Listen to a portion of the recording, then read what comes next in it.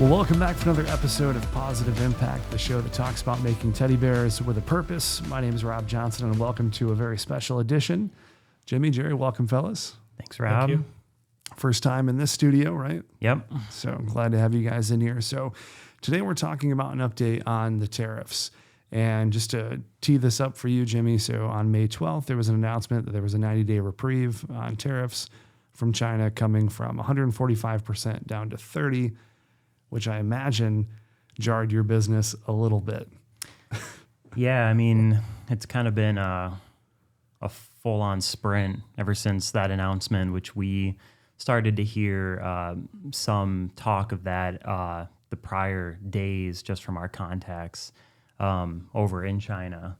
So to actually receive that news on last Monday was welcomed, but then also, you know, you got to figure out, all right, what's our next step kind of thing, because to backtrack a little bit, on May 2nd, we actually implemented a 50% price increase across our full product line on any items that are manufactured overseas. And we made that announcement 7 days prior. And that 7 days was complete pandemonium as far as customers, you know, going through all of the emotions that you could possibly imagine when receiving news like that. And, you know, we had customers who were game face from the start. We had customers who, you know, called and Jerry had to talk them off the ledge, and, you know, they're discontinuing programs, and then they come back and place $20,000, $30,000, $50,000 orders.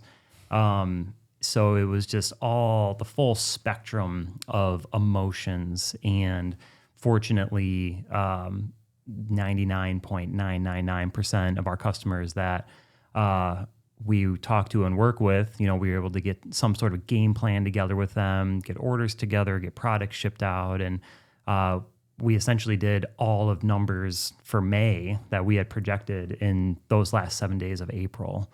So it was just, it was crazy. And I felt bad because Kia and I actually had taken Araya down to Orlando, so I was in Disney the whole time and like fielding calls, walking off rides, and just trying to stay in contact with the pulse. And I'm so impressed and so thankful for our team that we have because they were able to just handle everything. And, you know, Jerry being there from like a leadership side, and it was an incredible feat. Those, you know, that week leading up into that May 2nd. And then we jump forward to the announcement on May 12th, and, you know, it was relief. It was, now what do we do? You know, the announcement was the reciprocal tariffs were dropping down from 125% to 10%. There was still the fentanyl tariff of 20%. So you have that tariff stacking of 20% fentanyl, 10% reciprocal, which is where we're sitting at today for 90 days at a 30% tariff. And the caveat that I don't think people are really focused on or may be aware of is it's not 90 days from the time of leaving port on this product. It's 90 days that the product has to come over the border. So if you factor in, traditionally it's usually on average a 30-day on water or 30-day transit time to get to us here in Michigan. You know, we're working with 60 days now, and that's not even factoring in the 30 days to 45 days of ground shipments that we had and everyone else had in China. That's all at the port, bogging things down right now. Like, rates are going up. So that 30-day transit time is probably more like a 60-day transit time if you go traditional lanes. So what do you do with that? So as you can see, there's just a lot of juggling that's taking place, both from sourcing, fabrication, and then just the logistics of getting it here and over the border within the clock started last Wednesday, I believe. So we're 6 days into it. You know, we have 84 days, and the clock is definitely counting down right now on getting that product over here. Now, the benefit is, let's say a day 91, What does that look like to our understanding, the way the law is written right now? The tariff is going to go, that stack tariff is going to go from 30% up to, I believe, like 54% right now. If there's not an additional agreement or, more permanent terms made, that's still information that we can work with. It's just when you're sitting at a tariff of 145% for a couple of weeks there, it's like, what do you do with that? And it's such a radical tariff that you have to make radical decisions, like a 50% increase on your product. Yeah. How does the 90 days affect production, specifically with what you need to do to ramp up production to get inventory into the States during that window? And then how does it affect the 50% increase that you added May 2nd? So we immediately did, as soon as we received that news on the 12th, we immediately dropped our tariff surcharge from, it was actually listed at 40% on the site. We dropped it down to 7%. And then the first two things that I did when I got into the office Monday morning was I flipped on the news. I never flip on the news. I flipped on the news, was waiting for that debrief from the White House just to confirm that this is actually true. And then I put in calls to all of our contacts overseas. And then I immediately went to our QuickBooks system, pulled every single order that was placed from May 2nd up into that point that had been processed and shipped and charged. And there was probably over 100, 150 accounts that had placed orders, and immediately, sent them an update of our new press release on what was happening and gave them a product credit for that difference in tariff charge, because we don't want to do that increase. Like I had publicly verbalized to many customers. They said, hey, if I buy this inflated cost with this 40, 50% increase, what are you going to do if it changes? And I go, I will happily give you a credit or a refund if things drop down to 20, 30, 40% even. I go, I'll be high-fiving you and elated to do that. And that was like the one really positive thing that came out of that Monday. And then ever since then, it's been working with Jerry and our supply chain team on fitting 8 months worth of productions into 2. And I know that Jerry's been working a lot on that, so I'll let him jump in on that a bit. Well, what we're really dealing with right now is how do we take a look at the landscape that we're right in right now and make a good decision. You can't make a good decision at 145 because there are no decisions at 145. There are all kinds of decisions at 30, at the 30% level. That means what happens if we go to the 30 and then all of a sudden we move from the 30, there isn't some kind of agreement, and then it starts to escalate up again. We have to then take into consideration that may or may not happen. So what we did is we started looking at our production capability outside of China. We have exhausted every contact that we had in China, out of China, manufacturing out of China on a global basis. We've locked ourselves in if we need to, and we're in position. So the key to this business is, toys were never in a tariffed situation ever in history in the United States. Now it looks like we're going to be in a permanent type of tariff situation. With that being said, we have to then go to other countries. Now, we're not going to sit here and say where we're going, and give somebody, the ability to copy what we're doing. But if we do go somewhere else, then we have to take a look at what that tariff is from that country coming into the United States also, because there are going to be other exercised tariffs that the United States government is going to put on other countries. So we have to be cognizant of a full range of other countries that the United States may or may not have good relationships with. So again, there's a lot of decisions that we've had to make to really look at to see how we can continue with our business and move forward correctly.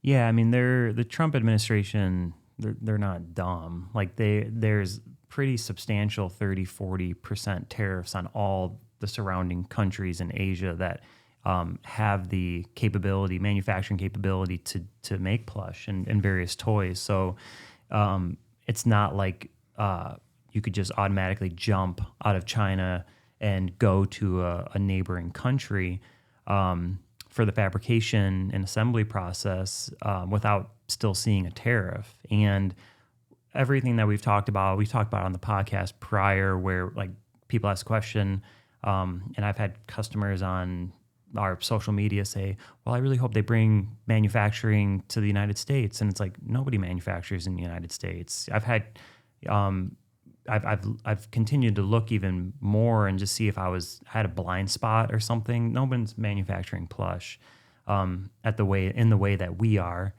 domestically. And all the factories that we're talking to in other countries, they're flying over to China and meeting with our textile mills that we're giving them to see how long it's going to take for them to ship the product over. So now we're adding another 30 days in our manufacturing timeline. You have costs associated with that. Everything that we've ever talked about with regards to, it's not just about the assembly process, but it's also the sourcing of materials. Yeah.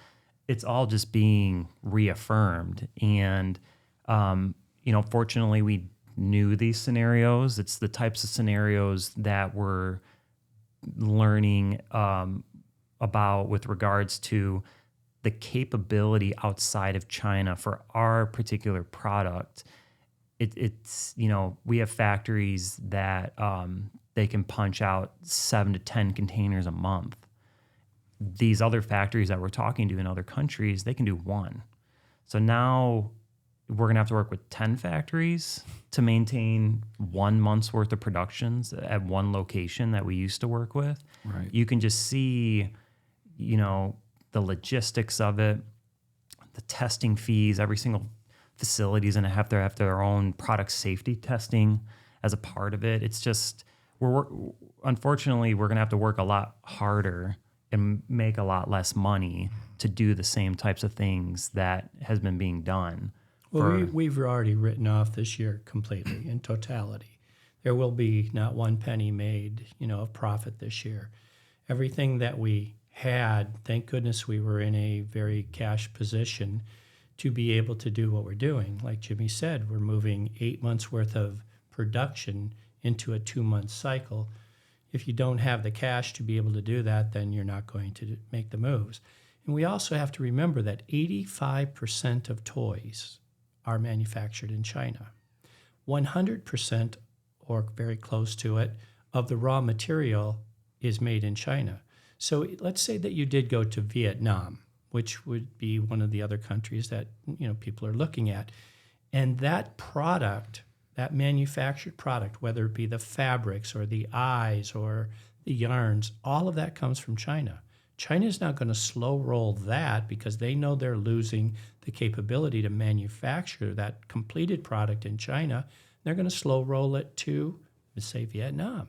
But let's say Vietnam comes up with a 40% tariff. Is it going to go back to that 40% tariff? Currently it's 10. But is it going to go back? Those are the things that we don't know. So we have to have multiple layered avenues for us to be able to see where we're going to go and what we're going to do. And Jerry, what's your mindset been from a leadership perspective during this whole crisis? Well, first of all, I had to pick myself up off the floor to go back into business again, because at one point we really didn't have a business. For 25 years you've been doing this, and you pass it on to your family, and you want to make sure that things are good and take care of all of the customers that we have on a global basis. And all of a sudden, there is no business, because at 145, you cannot compete. But then it was also other countries that can do some manufacturing. They were way up there in tariffs too. Let's call it even 50%, 40%. even trying to navigate that, was a nightmare. So what did we do from leadership is try to calm everybody down, make rational decisions. What would that look like? Can we go to another country? We were, looking at jumping in planes and going around the world to see what we need to do. Are we still going to do all of that? Yes, because we can't take a gamble that things will stay where they are right now.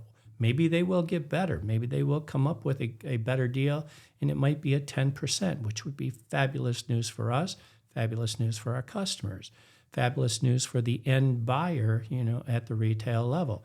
But what happens if it goes the other way? That being said, we have to find ways at management level to be able to talk our customers off of the ledge, talk ourselves off the ledge, talk our employees off the ledge, because everybody was affected. They're coming to us and saying, are we going to have a job? And, we had to say, we don't know.